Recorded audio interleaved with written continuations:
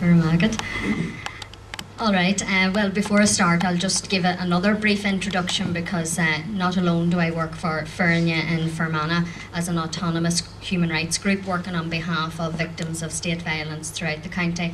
I'm also an independent councillor for County Fermanagh. And like that too, I was asked earlier on by our friend Eamon Kearns, and how did you get involved in all of this? You know, am I, well, he didn't use the words one of the new kids on the block, but I did explain that I'm a lifelong Republican, and my own republicanism began where my mother's homestead is, the Fermanagh-Leitrim border, where one of our famous 1916 signatories came from, Sean McDermott. So my own republicanism began there because I was aware at a very early age the injustices and human rights abuses perpetrated on me, my people, my country by an invading, unwelcome, occupying British force in Ireland. So Eamon actually thought I might have been a teenager around that time, but no, Eamon, I'm actually not that old. I was a little young person indeed, as my father was filling in the border roads so that people like us can drive in and out safely now. But yes, 40 years a lifelong Republican, Eamon, just for the record. And I'd like to say Moihu as well to Maura indeed for that great speech indeed on all your work. And you said we were small in number. It looks like we're kind of small in stature as well, but it's great to be up here on the top bench with little women, powerful little women, and I'm sure Brenton's delighted also. You're in an enviable spot, I'm sure. Just going on as well, I'm also obviously from Fermanagh, the South Tyrone constituency that elected Bobby Sands, the first hunger striker to die in 1981. Like everybody else in this room, I remain committed, unafraid and uncompromised to speak out about the truth about collusion and also to oppose British rule in Ireland as a right. And in the spirit of our 1916 leader Sean McDermott, you know, we as an Irish people have a right to do that, to claim back our destinies, as Maura has alluded to there. I would like to also take this opportunity to very much thank Éirígí for welcoming me here today to speak, and I'm delighted to see that within this room today that genuine republicanism is alive and well and rejuvenated through Éirígí. And I want to also take this opportunity to commend them on their last 12 months work in particular, especially their campaign on the RIR welcoming home parade, or as we actively engaged in unwelcoming them home. The facts are clear.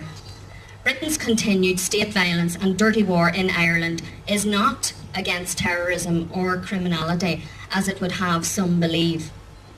It is about continued political, economic and strategic control of the 6 counties of Ireland, of which it still largely, unwelcomely, still occupies. For Britain to succeed in the above, it is about them engaging in a calculated political and military war, which it calls upon all of its military resources and imperialist colonial experiences against a particular population in Ireland that wants political independence, national sovereignty and democracy, as detailed to us in the 1916 proclamation. Therefore, their tactical targets and the proclamation that I am talking to you about is of course us here today, us capital R Republicans. And Britain's approach in dealing with us has always been discriminatory and violent, and this is a human rights, civil liberty issue for all of us to deal with. It has been brought to my attention recently that young men in my own county, Fermanagh, have been approached by British MI5 Special Branch in an attempt to recruit agents and pay them to provide any information they may have on Republicans in the area. Glad to say they thwarted this attempt. This is also happening in many other documented areas of Ireland, of which of course the notorious Gardaí Special Branch too play their part, of which some of you experienced today. Agents and informers were personally responsible for some of the most vile and repugnant sectarian murders over 3 decades of the recent armed conflict. They were fuelled solely by money, blackmail, threat and fear, and so the recruitment and operation of these people exposed the overall modus operandi of Special Branch and Britain's continued dirty war in Ireland. The fact that the young men were offered huge sums of public money only adds to the public concern, and especially the concern of those who were assured this type of informer recruitment would end with the St Andrews Agreement. Shame on those who continue to be succoured by British lies. This imposed injustice cannot be accepted and will not be accepted. All households recently in the occupied 6 received the Chief Constable's annual report. And under the heading Intelligence Transfer, it is worth noting that he cites a high level of cooperation between PSNI and MI5 has helped the transfer take place smoothly. Much work was done to ensure the police service did not lose intelligence gathering capabilities. The PSNI is taking progressive steps towards the gathering, handling and dissemination of relevant intelligence throughout the service in order to reduce crime. Would Hugh Ard attempt to justify informer recruitment by suggesting that Republicans are the people committing crimes? How dare he, while the officers of the RUC Special Branch, breed of war criminals, would shake the very Hague to the high heavens of indictments? MI5 Special Branch remains at the heart of policing and obviously continues all permitted and unchecked. Hugh Ard has held the line consistently and tenaciously when he chooses not to make public involvement in any state violence disclosure of collusion by the routine dropping of charges in criminal trials when informers and state agents are implicated. Ard's institution has engaged in sophisticated and expensive cover-ups with fine gloss and plenty of spin.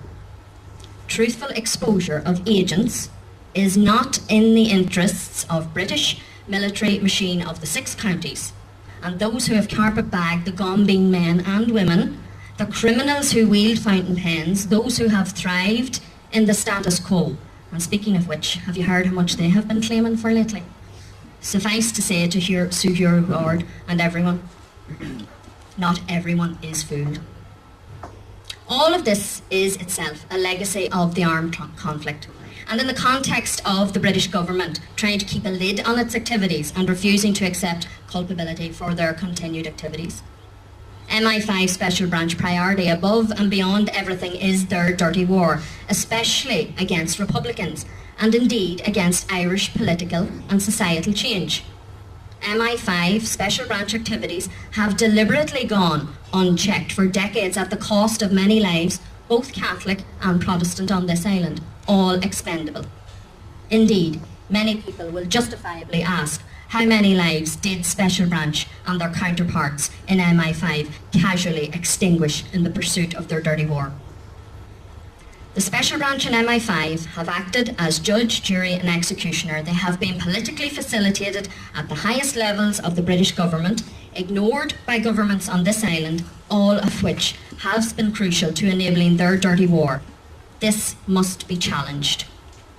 Evidence in recent times vindicates consistent analysis down the years that the activities of MI5 Special Branch effectively prolonged, sustained and fuelled the conflict, of which I feel should be a matter of huge Republican and general public concern, especially in light of recent repressive legislation. But there is a deafening silence, and I'm sure you can all hear it. I ask the question, why is British MI5 Special Branch attempting to recruit agents and informers?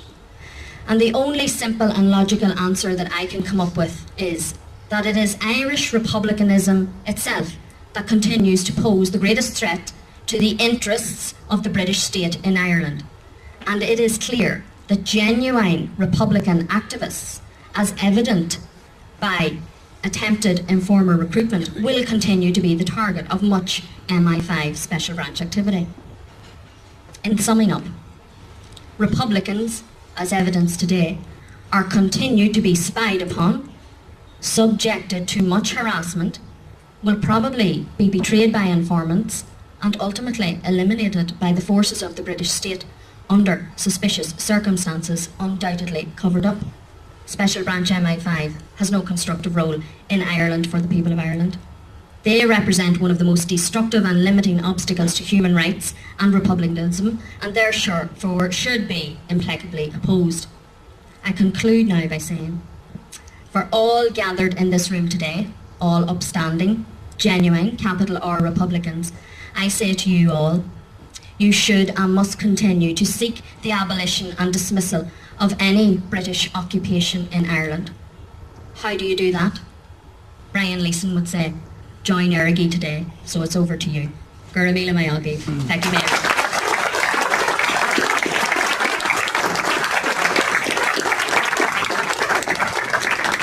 Thank you, Bernice. And again, thank you for coming to the Ard Fheis today. And again, we extend our support and solidarity to you and all the victims of collusion.